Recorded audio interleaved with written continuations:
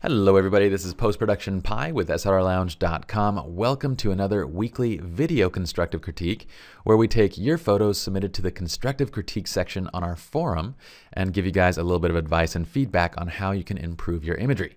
Now, images that are submitted that are great images, we will take those. We'll give you the opportunity to have them featured on the SLR Lounge page with the How You Shot It series. As you can see here by this Eastern Bride by Seamus Cowdrey. I think that's an Irish name, is it not? Seamus. I hope I'm pronouncing it right, by the way. If not, forgive me. So let's jump right into the forums right now. Of course, guys, it is all free. It's a great way to have your images critiqued not only by SLR Lounge staff, but also by your peers. We're going to jump into the constructive critique section, and let's start right from the top with this spiral mosque. Now, this image was submitted by Mohammed Ismail. This is a great image, Mohammed. This is, I think this is a mosque, right? What is this actually? Yeah, it's a spiral mosque. And it's a beautiful shot. The only thing that I actually like most everything about the image, I love the yellow toning of the building. Kind of what I'm missing is I wish there was a bit more detail just in the clouds around. I don't know if you've burned it down or I don't know if it was just not bright enough to be picked up. But it'd be great if there was just a little bit more detail in the sky because the kind of all the black around this image is just a little bit on the distracting side. But at the same time, I kind of like the moon poking through the clouds, giving it that highlight. It just feels a little bit too, I guess the word would be ominous in nature without any additional detail. Kind of like this is almost like a Halloween shot. And I know you don't want a mosque to appear that way. You want it to appear glorious. But anyway. Without getting into any religious discussions, let's go back to our next critique here. So let's go to My Family. This is by Chris Holtmere. Chris, you do an incredible job. I've noticed with every one of your photos, they're all technically absolutely exquisite. The lighting that you do is amazing. Everything about this shot is wonderful.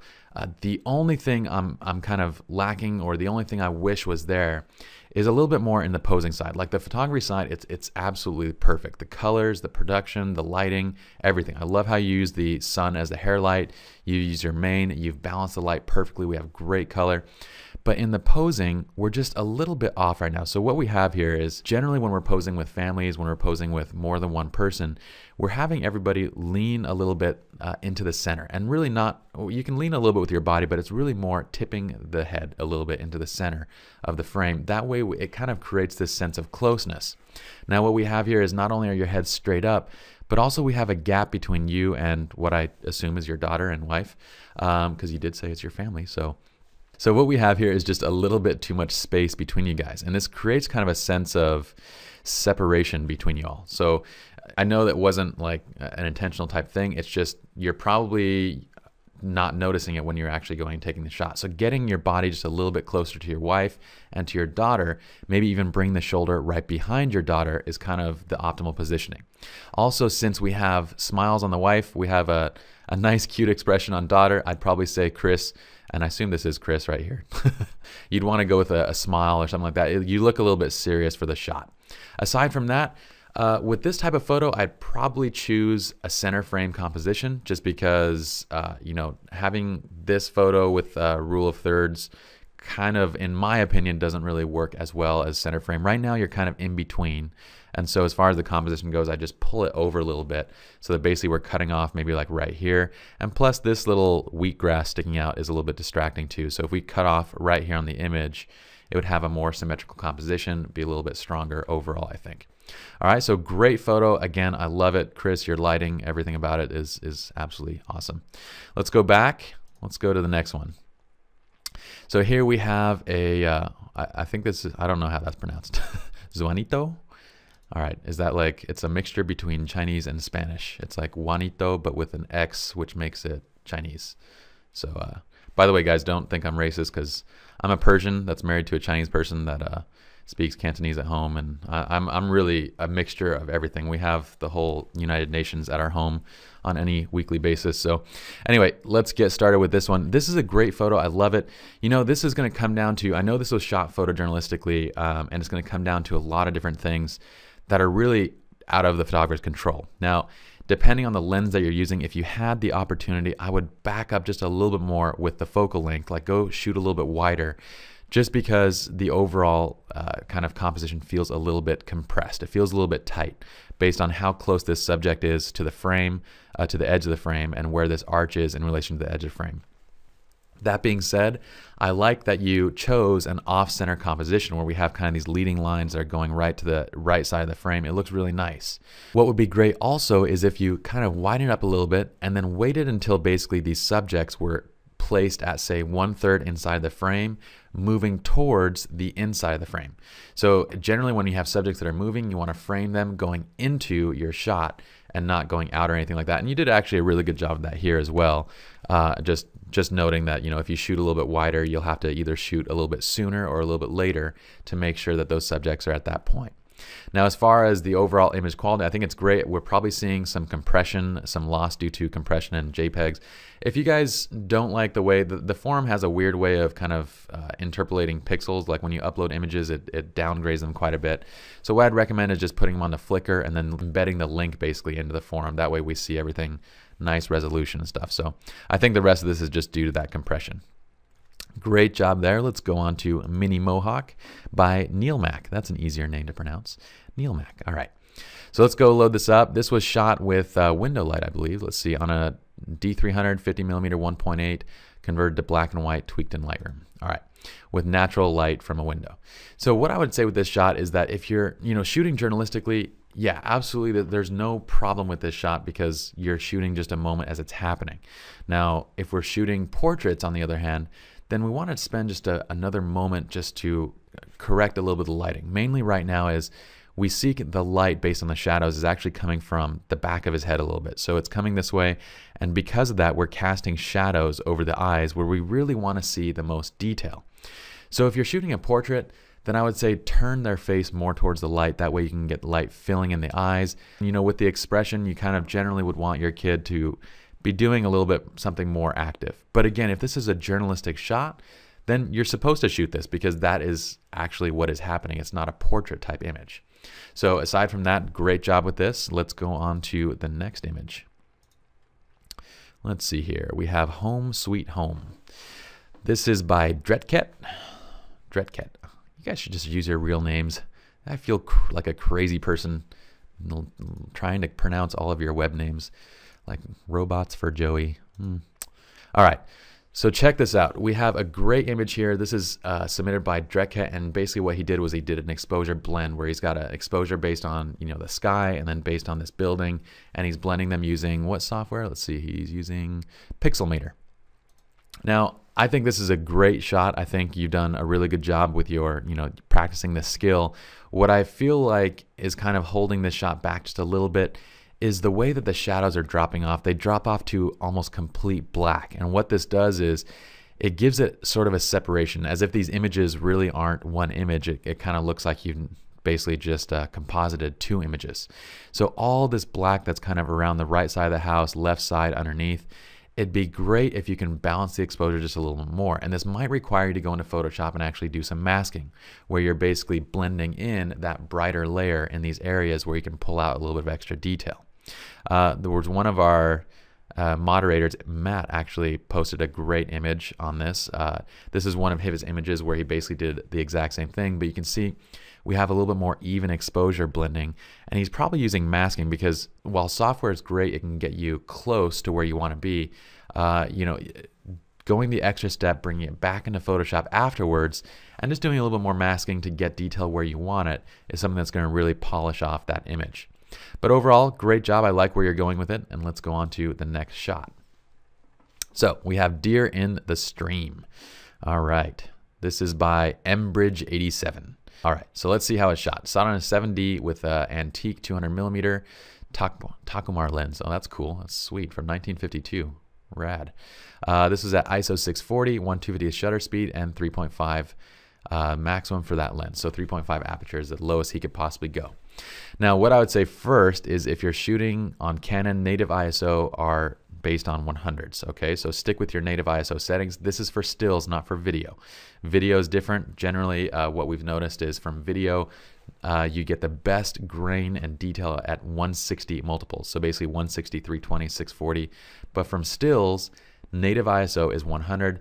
If you stick to 100, 200, 400, 800, and adjust shutter speed and aperture accordingly, you'll get better overall dynamic range as well as color and detail from your image by sticking with the native ISOs. Now let's go and look at the actual image itself. I love this overall shot. I mean, I don't know what you were doing in this scene at the time, but it looks like if this is what it looked like outside right now, where, you know, I probably wouldn't be going out because it looks pretty scary. This looks straight out of like a Twilight movie or something, which I don't watch, by the way. I don't watch Twilight, all right? Actually, I've seen Twilights. My wife makes me go. All right. But this looks like a pretty scary situation or scene to be in. Aside from it's a deer. If it was like an alligator, it'd be different. All right. But I love the overall color in this shot. It looks amazing. The toning and everything, you did a good job by keeping it blue because it has this kind of very cool and kind of mysterious nature to it. And I love that look. The main thing I would say here, and you know, this is impossible because I know exactly this kind of situation. I mean, as a photographer, you see this and you like, you know, you almost like crap your pants. You're like, oh my gosh, I got to get this shot. And you kind of aren't thinking about anything except for just getting that shot because who knows, that deer could jet off and you wouldn't get anything, you know, out of it. So what I would say is take that first shot just to have it. This is that first shot. After you get that first shot, take a minute and recompose. If the deer is still there, if it hasn't run off already, take a minute and recompose the frame and find the better composition. Now what we have right here is essentially what we call a bullseye, and a bullseye is where your subject is placed directly over the center of your frame. And this is really what most of the time what happens when you're shooting journalistically, because you really don't have much choice and much option. You just have to get that moment. But if the deer is going to stay there, I would reevaluate the composition, try and find a more interesting composition where we can see even more of this beautiful background, pull out a little bit so we can see the scenery, shoot a little bit lower so we see this water leading up to the deer, and we see this deer kind of placed a little bit smaller in maybe like the right side of the frame as he's looking towards the left side of the frame, you know, and moving that direction. All right, so that's just an idea there. Other than that, I think you did an incredible job with this. This is one of those things where you just have to be in the right moment at the right time. A great image for timing's sake. So good job with that submission. Let's go back to our constructive critique and go to the next one. We have Military Parade. This is by Brian. See, Brian, that's a simple name. Nice and easy. We know who he is, all right? So check this out. This is an awesome shot, and what makes this shot really cool is his perspective. He's shooting directly straight ahead, looking right down this barrel of this huge tank, and it's actually kind of a scary position because you're literally looking a big giant 100 millimeter, what size is this, 105 millimeter barrel in the face. But it's beautiful. That's what makes it really cool. It's very classic because you have these military personnel that are looking directly at the camera. Well, he's looking a little bit off, he's looking off, but our driver is looking right at the camera. And it's just a really interesting shot to look at. Now, from a compositional standpoint, the only things that are a little bit distracting is this stoplight over here in the back. We can see right behind them. I think everything else is fine. There's a tree that's kind of going up, but these are things that you really can't control. Shooting wider is going to help a little bit because it's going to bring a little bit less. Basically, you're going to have two things happen. You're going to have less focus on the background, and it's also going to compress the background less because you're zooming out. So as you don't compress the background as much, it'll basically pull the background objects away from your subject further. So it makes it look like, you know, as you zoom in, it makes background objects look closer than they actually are. As you zoom out, it makes them look further away than they actually are. All right, so I'd zoom out maybe a little bit, and even maybe zooming out more and then cropping in afterwards so that the background looks a little bit less prominent. But overall, I dig it. You know, it's a really great example of a photojournalistic moment, so I like it. All right, let's go back to constructive critique section, and let's check out the next one. So we have wedding photography long exposure. And you can see right here, this is actually a link to Flickr, which is fine too, but there is actually a way that you can embed it so it just shows up, you know, in full size. So let's click on this and let's check this out. Now this was let's check out how it was shot. 15 millimeters, 5.6, 100 ISO, a 10-second exposure, camera on a tripod with a 2-second delay. Now, let's take a look. One thing I would always recommend with long exposures when you're dealing with portraits is you need to be really careful. Generally, when we're doing a long exposure, we're actually using flash so that we can basically burn in our subjects and so that they're sharp. If you're doing long exposures with constant lighting, you're always going to get movement in anything beyond 1 to 2 seconds. Basically, 1 to 2 seconds is kind of the maximum amount of time that you can ask someone to hold perfectly still, where they can actually hold perfectly still, because any breathing, any movement at all is going to cause them to be a little bit blurry. And you see that just a little bit in their faces and kind of around their hair. You see that movement in their faces and stuff. Now, overall, I love this shot. I especially love the color toning and kind of the mood, the atmosphere. It has a really great look to it. But there's just these few subtle things that I think could make it that much better. Another one is his hand placement. So the hand placement right behind the face is destroying basically the detail and the edge, basically the profile of her face, because it blends in with the hand.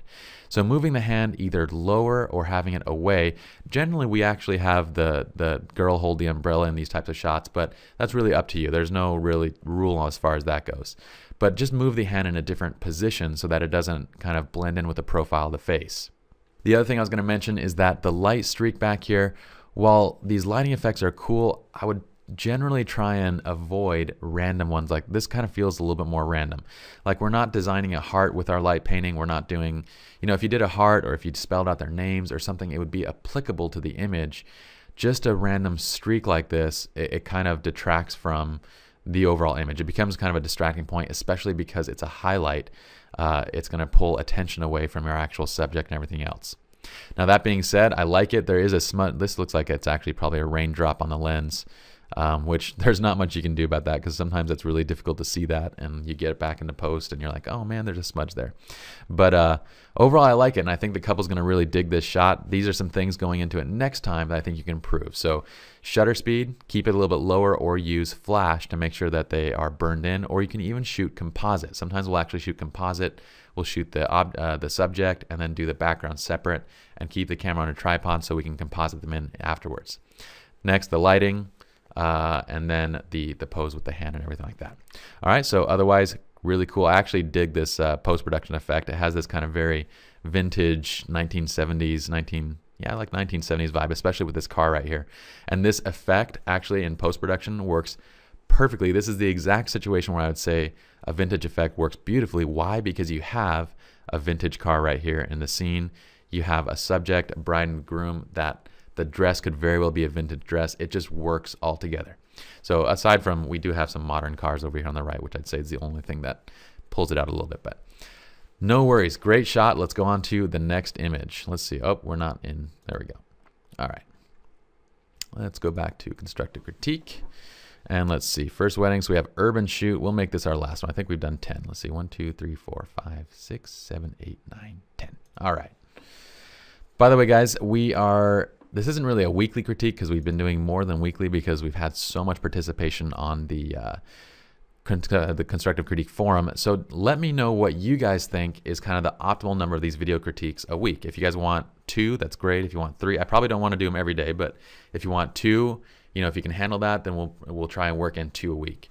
So let's check this one out. This is from Shams, or I think this is Seamus actually. So this is a shot that he did. Let's see, urban theme shoot for a local YouTube celebrity. All right, found the skate park by accident. Now this is a great shot. I really love this shot, Shams, or Seamus. Tell me how to pronounce your name, please. And the only thing that, I think from a lighting perspective, it's perfect. From a compositional perspective, it's great. I love the symmetrical composition with the background. We have the subject kind of slightly off center, which it works just fine. From a lighting standpoint, we have this really dramatic dark sky that's basically caused by underexposing on your camera while basically adding light to the subject. So you're underexposing the scene, adding additional light with your flashes, and you kind of create this look, which works perfect because this is an editorial shoot for a YouTube celebrity. If this were a engagement session with, a couple in here trying to look all cute and stuff, and you had this dark, ominous background, I'd probably say that's not the best look for this type of photography, but it works great for this shot. Now, the only thing that I'd say is a little bit distracting is the highlights. Not anywhere on this area. This area is perfect. What I'd say that is distracting is that we have these little pieces of sticker and stuff like here on the cement, and it's mainly the highlights and the readable text that becomes distracting because it pulls your eye away. These brighter areas are bringing our attention to it, and what I would say is, rather than removing them, you don't want to remove them because they are a part of the scene, but what you can do is just burn them down a little bit, maybe by like a half to a full stop. By burning them down, they're going to blend in with the cement a little bit better.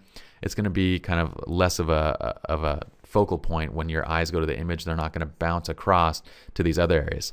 Now, certain things like this piece of sticker right here that's actually kind of somewhat readable might actually be worth removing, just so it's not, because text is going to draw eyes, draw your attention to that area. So just that, you see a little bit over here, this little thing on the wall. I'd probably just take a minute just to burn those all down and make them blend in just a little better. Overall, I think this is a beautiful portrait. Really great job, Seamus. So let's close up this and let's call that good for this little session of critique. Again, it's absolutely free to participate in the forums, guys, and they be critiqued. So be sure to join up. Check out our constructive critique rules before participating, guys. We do want to make sure that you guys are participating. You're critiquing everybody's stuff in addition to receiving critique. So it's kind of we foster, a give and take atmosphere. And be kind with your critiques. Make sure that you are being objective, and when you're stating things in your opinion, state that this is in my opinion. Kind of be helpful and critique as you would like to be critiqued. All right, we'll use the golden rule of critiquing. So great job, guys. We'll see you all in the next video.